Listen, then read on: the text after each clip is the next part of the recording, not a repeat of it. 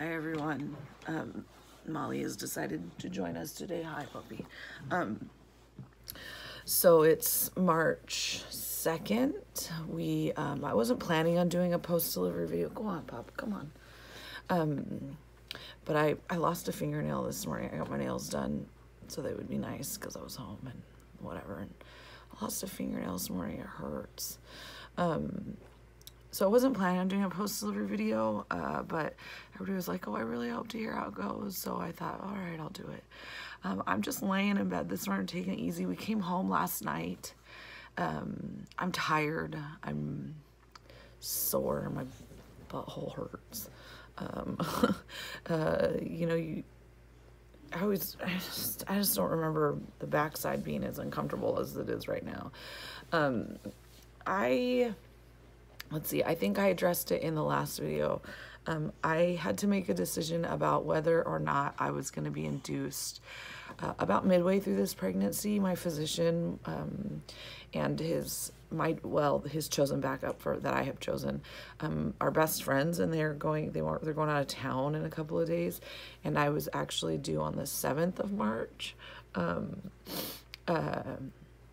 So my choice was to have a physician that I don't necessarily have a relationship with at delivery or induce, and have my doctor there. And so I struggled with that a lot when I found out his travel schedule. When I was probably about 25 weeks when I found out. I struggled a lot with it because I had really strong feelings about not being induced. This was my 5th pregnancy, and I'm older. I'm over 35 now, and I mean, just, little things. And then, there's so much information about induction and, increased risks with induction and, the higher risk of C-sections. And there's just all these things that it just didn't sit well with me, based on the research. There is one study called the ARRIVE study that was done on inducing women at 39 weeks, and it was first-time moms at 39 weeks. And that's where our 39-week, part of our 39-week can't be induced before that kind of thing comes in, and why they just routinely seem to be inducing people at 39 weeks, because that study showed that really there was no difference in outcomes between 39 weeks. Actually, it showed that there was a better outcome in electively inducing at 39 weeks than expected management. But it was a real big study, and it changed practice and blah, blah, blah, blah, blah, whatever. But I just didn't, me personally, I didn't want to be induced. We had a plan in place that at 39 weeks I would go to Las Vegas and stay in Las Vegas, because for those of you who are just coming into the channel, I don't live in Nevada. I live about 2.5 hours away from it. Las Vegas is the closest NICU hospital, and Arizona, where I live at, isn't technically friendly. The laws here are not supportive. I work in Las Vegas, so I was going to be up there. I was like, I'll just stay where I stay. So this changed our whole plan, knowing he was going to go out of town, and I had to struggle, and well, not struggle, I struggled with coming to terms with essentially the loss of control is what I felt like. Like I felt like all the plans I had made and, things that were important to me, I didn't really have a choice in them anymore. So, but I did have a choice in them, and I made the choice that was best for me. I chose to be induced because it was very important for me to have my physician that I have a good relationship with there. I trusted him. I do trust him to keep me safe, to keep the baby safe, to make sure that, I knew that he wasn't going to push a C-section unnecessarily. I knew he wasn't going to do an episiotomy unless absolutely necessary. And those things are important to me. I talked to him. I actually cried in his office with him. I didn't want to be tied down to the bed if I didn't want to be. I didn't want to be stuck on an IV if I didn't want to be. I wanted to be able to move around. And those are things that are important to me. They help and they make you more comfortable. And I didn't want to feel like I didn't have a say. And so I talked to my husband and talked to the parents, and the parents didn't really want to be induced either. But when we talked about it, and I was like, then I take the chance of not having a physician that I really trust wholeheartedly to keep me and your son safe. They came around and we all kind of talked about it. So, and we tried to choose a day that worked for everybody. But as I said in the last video, coronavirus kind of threw a monkey wrench in that.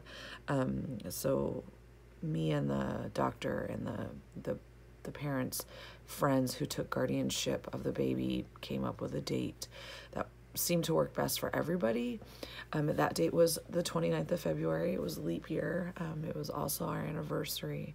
So we were scheduled at 5 o'clock in the morning and to show up at the hospital for induction. We went up to Vegas the night before. My son had a baseball game and I got out a little bit late, so we got in real late. We didn't get into Las Vegas until like probably 10:30, 11 o'clock Nevada time, which is an hour behind Arizona. We didn't get to bed until probably midnight because we hadn't eaten and it was just crazy.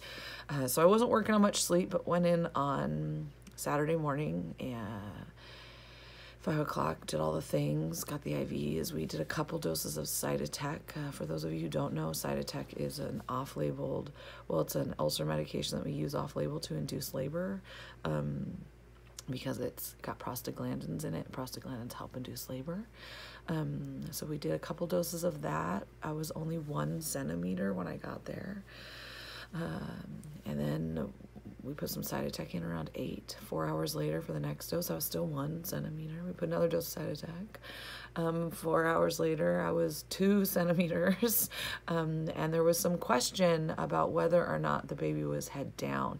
Now I don't know if I mentioned it last time, he had not necessarily stayed vertex or head down, like presenting part was his noggin, until about 35 weeks. At 33 weeks, I mentioned to my physician that I do not think he is head down. I could feel him tapping his little tootsies down there. And so we came back 2 weeks later and screened, and he had flipped and he stayed in the head down position at that point. So, but when they were checking me, my nurse was like, are you sure that he's head down? Because I can't feel a presenting part. And I was like, well, I think so. I hope so, because I really don't want to have a C-section. She's like, you know what? You're 2 centimeters. My cervix was very posterior. I mean, it was really far high up back there, which is where your cervix is supposed to sit when you're not in labor. So I was not in labor. And she said, let me just go call your doctor. Let me go call doctor and see if we can't get one of the in-house residents to do an ultrasound and just make sure to verify position. She says, because as soon as I get close to the presenting part, it just floats away, which is what we call ballotable. And that means that there is in no way, shape, or form is that kid engaged in the pelvis. And we see that sometimes when kids are either really big or they're not in the right position. Or if you're just not in labor. I mean, it's normal for it to be like that when you're not in labor. It makes for a very uncomfortable cervical exam. But we scanned, he was head down. We started some Pitocin around 4:30. And we were just hanging out. My husband took my son home around 5 o'clock, or took him back to the hotel around 5 o'clock. And came back, got some food, whatever. And around 7, now keep in mind, my husband's only working with 4 hours of sleep. He worked all day Friday, he had a baseball game in the afternoon, came up, drove to Vegas. Now we've been at the hospital all day. So he's working on maybe 4 hours of sleep, 5 hours max, counting the 2 naps he took.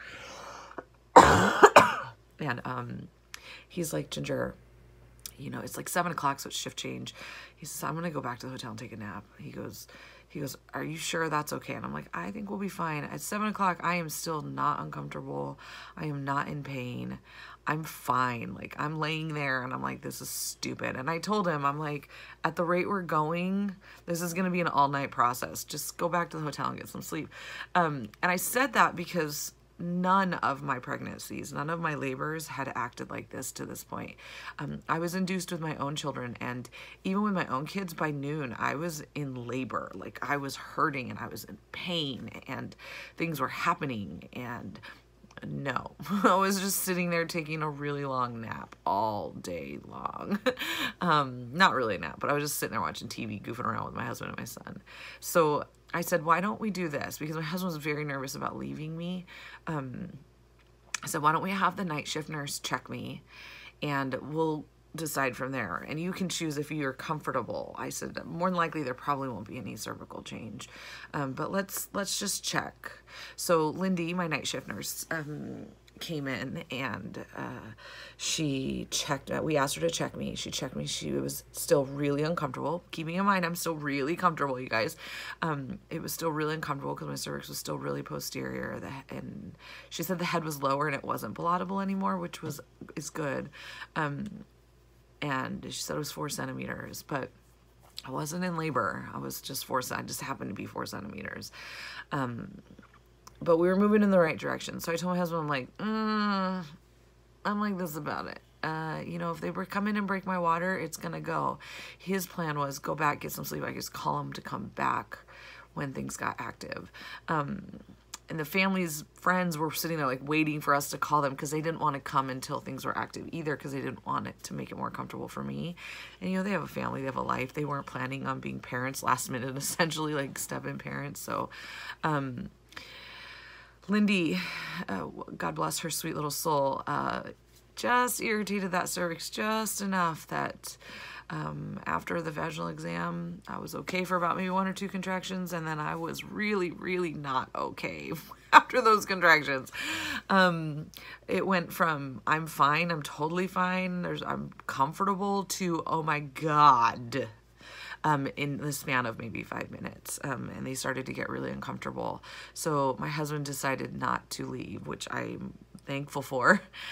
He stayed, and we went back and like looked at the timeline about when he called the family to come to the hospital, and really it was only about a half an hour after she checked me that I told him to have the family members come. It was so intense. It went from so okay to so not okay within a half an hour, that I was having a hard time talking and coping, and all of my pain was in my back. I've never experienced back labor before this one. All of it was in my back, even with massive counter pressure. Like my husband was just pushing so hard for me to alleviate it. It was still so bad. And I was on the fence about getting an epidural. Now, last time, for those of you who watched, I got an epidural, and it was very heavy, very numb. I kind of went wackadoo after I got it. I did not enjoy it. I didn't love it. I kind of freaked out after I had it. I did not love how heavy it was. And so, excuse me, but on the flip side, I was also very, very nervous about the pain again, because I knew what was coming. You know, I knew what was coming last time, but I guess I kind of tricked myself, and it got so intense so quickly. And I think part of it was because we had to drive. I was unprepared to be that uncomfortable for that long. And so this time we were like, okay, we're going to be there. You can get some pain medication as soon as you need it. We're going to be okay. But I was still really on the fence about whether or not I was going to get an epidural. And I went into it, like I went into the day. I went into night shift going, I just don't know what I want to do when it comes down to it. We'll just play it by ear. And so by 8 o'clock, so this is now 8 o'clock, she checked me at 7:30. 8 o'clock, I'm like, oh God, no. And I'm like, I need something, but I don't know what, because I don't want to take the IV pain medication and this just be an all night thing where I'm sitting at 4 centimeters and waiting. But at the same time, I'm very nervous that I'm going to have the response I did last time to the epidural. And I talked to my husband, and you know, I was like, I just need you to tell me what I need to do right now. I don't know what to do. I don't have a right answer for what I should do right now, because I'm very nervous about both options, and I'm very scared because I don't know what to do. And so he was like, honey, I really think you should just get an epidural. And I said, oh, okay. So he told Lindy, and Lindy was like, all right, but they're in the OR, Ginger. For those of you who don't know, when you have anesthesia, who places your epidural come in, for a lot of, well, I don't know a lot of hospitals, for my hospital anyway, we only have one anesthesiologist on, and they handle all of the epidurals for all of the labor patients, and they also do anesthesia in the operating room when you have to have a C-section. So if they're in the OR doing a C-section, they can't come out to place an epidural for a labor patient. Excuse me. And so I knew that when she said that, I knew what that meant. And I was like, okay, well, where are they in the case? Because that helps me gauge how much longer they're going to be in there. And she was like, they were just closing the skin. Baby was out. It shouldn't be more than 15 minutes. Well, 45 minutes later, they're still not yet done. So it took a little bit longer to get it. But in that 45 minutes, I went from, okay, this is starting to get really, really, really uncomfortable to full-blown active crazy girl labor. I felt like I was coping with it a little bit better. I was in a little bit more comfortable position. It was mainly just my back that was hurting so much, but it was just getting so much more intense. She tried to check me again because it got so intense so quickly, and she still couldn't reach my cervix. She was going to give me some IV pain medication because we were like, look, this is taking too long. My husband was frustrated with me because I didn't take pain medication as soon as I was 4, but I'm like, I'm not uncomfortable. I don't need it. And then by the time I was uncomfortable, it was so uncomfortable that I was like, I'll just get the epidural.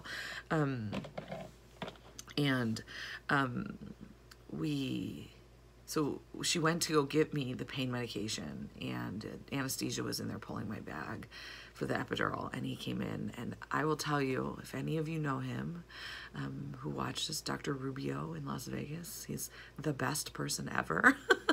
I think I told him that about 75 times in the 5 minutes it took him for him to put my epidural in. It was amazing. I was very nervous, and I told him that I was very nervous about this whole thing, and that it was so heavy last time, that I didn't want to feel like that again, and that I got real super wacky crazy. And he just giggled at me and did what he needed to do and took charge and did his thing.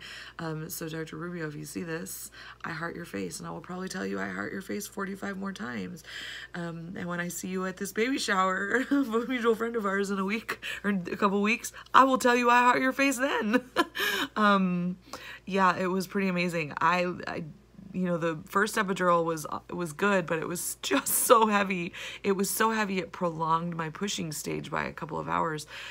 Whereas here I was comfortable almost immediately. He said he gave me a little bit of a spinal to get me comfortable, but he didn't give it to me so much that it took away feeling and function. Like, he literally just gave me enough to make me comfortable. And man, it was amazing. As I sat up for this epidural, it took me a second to sit up because I couldn't physically sit up because it was contracting so close together, and they were just so intense. And almost as soon as I sat up, I felt like I had to go to the bathroom, but as soon as I sat up, I was like, I think I'm peeing myself. And they were like, is your water, or are you peeing? And I said, I'm not sure. I think it might be my water broke. And she was like, okay. And then immediately I started bearing down. I started going like that, just a little bit. It was real intense, but it was just a little bit. And they were like, are you pushing? I'm like, oh, I'm sorry. And so she checked me. I was 8. She was like, you still have a bag in. And I go, well, then there's a hell of a lot of pee in there because I am peeing everywhere. I said, that is not pee. That is absolutely my bag of waters. And she was like, okay, hang on, let me get something on your set of tables. So she called the doctor again, gave him another update because she just updated him. He called it just before I was getting an epidural. And she called and gave him another update. And had somebody come in and set a table up, and Dr. Ruby's like, are we still going to try? I'm like, we are absolutely still going to try to get this epidural in, so get it in. And he did. When I laid down, I was complete, just like I was last time. She said there was still a real big bag, and I said, then it's a 4 bag because it's just water coming out all over. I was just wet everywhere. And then my doctor was actually at another hospital, delivering a baby, and when she talked to him, and she was like, Ginger, if this bag would go away, or if we empty your bladder, you'll probably deliver. And I was like, well, let's wait for him to finish with that delivery. She called him back and was like, you need to know she's complete, and she's having a lot of pressure. So he actually left his other delivery because it wasn't moving as fast as they thought it was going to. The girl still had some pushing to do, and came over to our hospital to deliver. And I pushed less than a half an hour. I mean, it was awesome. Lots of burning as he came out. Lots of, oh my God, Dr. Crowley, get him out. It burns, it burns, it burns. And a lot of me climbing up to the head of the bed because I didn't want it to burn. And then he was out and it was all done, and he was awesome and perfect. The family members or the friends made it in time. They got there just before I delivered. Her best friend was in the room for her because, you know, mom's still in Canada. And yeah, he was out. He was 7 pounds, 5 ounces, smallest baby I've given birth to. Total time of actual active labor was 2 hours, 7:30 to 9:30. I had him at 9:30. My shortest labor by far, and my smallest baby that I've given birth to, that shit was for the birds. Let me tell you that. That shit was for the birds. That was stupid. It was stupid. It was dumb. It was stupid. But I'm glad that we induced, because I can't imagine having done that in the car. Because that's what would have happened, you guys. I told my husband we were driving home, like, could you imagine if I had gone into labor on our way or at home like I did last time? And he was like, no, Ginger, are you fucking joking me? Yeah, I'm real glad we kind of did it the way it did it. We knew that once it started, it would go fast. Like, that has been the pattern with all of my labors. Once it starts, it goes. But we were even my nurse was wholly unprepared for 2 hours of actual labor. She said, she joked with me, she's like, she checked me and she's like, you're 4. She goes, I think we'll move pretty fast from here, Ginger. She goes, probably midnight. We'll probably have baby at midnight. And she's like, yeah, I wasn't anticipating 2 hours. And I'm like, me neither, buddy. Me neither. Yeah, so it was all right. I don't ever want to do it again. I am very happy to say I'm closing this chapter of my life. We're ready. We're ready. We were ready before I got pregnant. I was emotionally okay with not continuing on when we went to that last cycle, the natural cycle. And I'm glad I got to do it. I'm really glad. I, worked with an awesome family this time, and they wanted this for a very long time. They had, like I said, they have an older girl, but they've wanted another baby for a long time. And I met some awesome people. Their friends that live in Las Vegas are amazing people. And the family is amazing. And I'm very sad that they didn't get to be there. I think out of everything, that's my biggest regret, is that, and it's not anything I could have controlled, just that they couldn't be there when their son was born, at least one of them. But she should be here on Wednesday. On the 4th, she's flying in. So she said she's going to quarantine herself a little bit longer when she gets into the United States, just to be safe. So I don't actually know when she gets to meet her boy. She's gotten all the pictures. Her family, or her friends and family, well, I just call them her family. Her family in Las Vegas has really kept him up to breast on what's going on with him. I believe he went home last night. There was some talk that he probably would not be discharged last night at 24 hours, mainly just because he wasn't eating super great, and pediatrician wasn't really comfortable with that. But when I went to leave, we left the hospital around noon yesterday, and he had eaten better for the nurses then. I went in and talked to the nurses and, just hung out and chit-chat. I wasn't doing anything. I was just laying there. So, and they said he was doing great. He's just a stinky eater. Some babies are kind of crappy eaters when they're born. They're like, meh, I'm good. I don't need all this. And so that, I text the family member last night, and she said he did a lot better. He ate more the next time he ate as well. So it looked like he was straightening himself out. So hopefully he went home last night, because I know everybody had to work today, and that was what they were very worried about, is that when he got discharged, they wouldn't be able to come get him because they were at work and all these things. So I'm hoping that he went home last night. I haven't talked to them today. They sent me, the family members sent me lots of pictures. I sent them. My husband took lots of pictures and sent them. My husband thoroughly enjoyed having a family who spoke English this time. And he was great with the wife of the family, because they were just too cute, the two of them, just like, oh, take another picture. Oh, here, send me that picture. Oh, you send me that picture. It was really cute. And, her husband, the family member's husband came in after delivery, and he just held that baby and snuggled him and just talked to him. It was fun to see. It was just real interesting, because these are these are like their extended family, and you know, they picked out the baby's name, and they've been such a support system for my actual parents of this baby. And so to see them get to participate in it and be support again was really awesome. I really enjoyed it.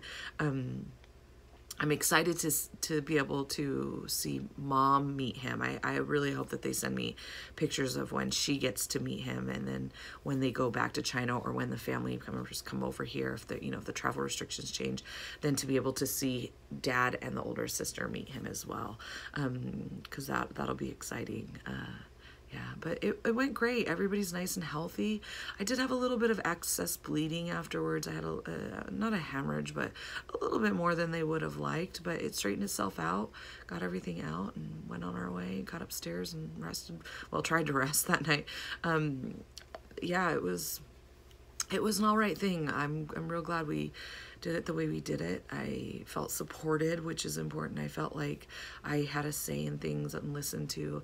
And you guys, I don't know if I've said it before, but that's so important.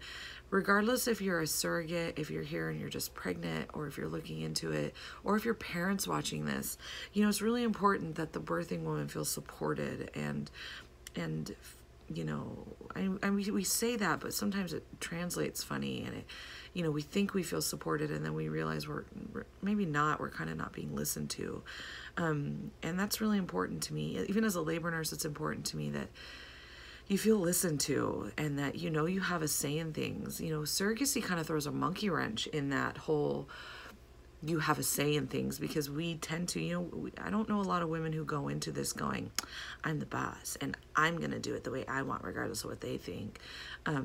You know, you feel a little bit of pressure because you want to do you can't just do what's best for you, because you have somebody else's child inside of you. And so their opinion matters. And, you know, all of that factors in. And so it's a little bit harder to make these decisions. You know, is induction right for me, but is it right for this family as well? And, you know, is this going to work? You know, if something goes sideways, if you need a C-section, maybe that's right, okay with you, but maybe it's them that's really uncomfortable, or maybe it's not okay with you, but it makes them way more comfortable. You know, I put a clause in my, or I updated the lingo, I guess, not a clause, but I changed the words in my C-section area of my contract when I started for both surrogacies to reflect that I wouldn't be having a C-section for convenience.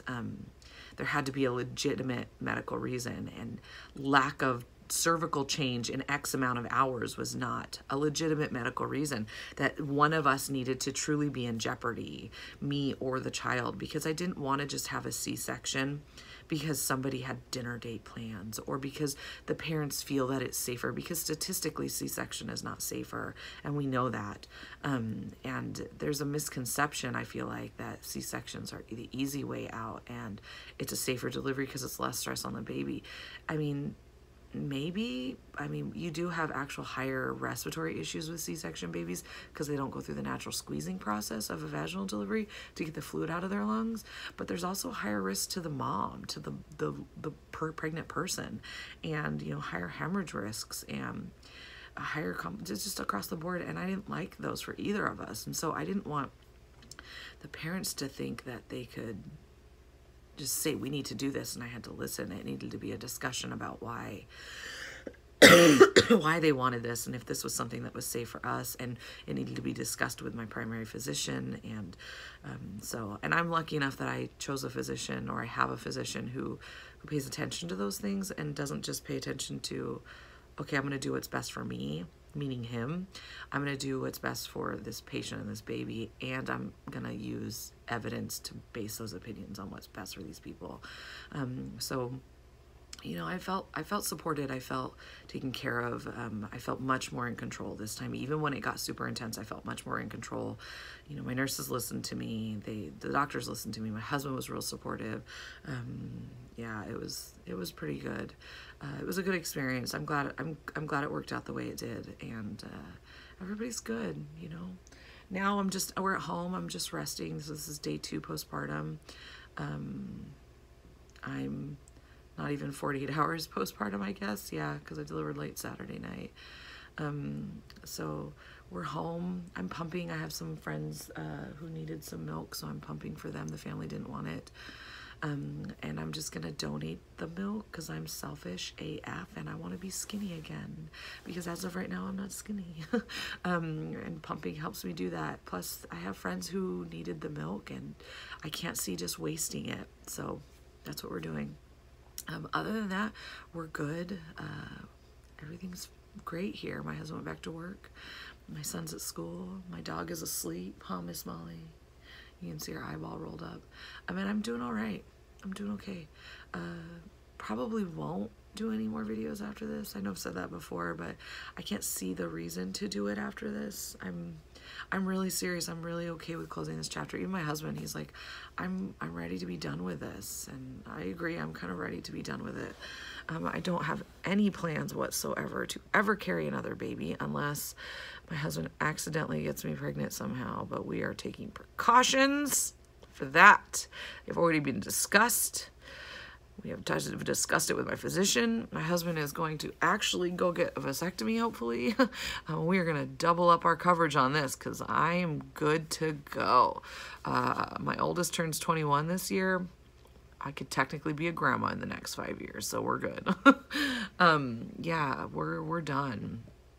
We're done. So, I mean, that's that, guys. I hope everybody is taken away. I have a lot of supporters out there always looking for updates, but I hope everybody takes away something positive and learns a little bit from this, and maybe learns from some things that I didn't do right, maybe, or goes, you know, that doesn't work for me, and just takes it because that was all it was meant for, was education. So good luck to everybody. I have pretty much, in general, at the start of this pregnancy, I kind of stepped back from the surrogacy world, and I will probably be doing that further. So good luck to everybody. Parents out there who are here learning about the surrogate side, I wish you the best of luck, and I can't wait till you get to hold on to your little nugget. Surrogates who are reaching out, just make sure you do it safely, please, and learn as much as you can, and know that it's not all peaches and roses all the time. So good luck to everybody. Bye.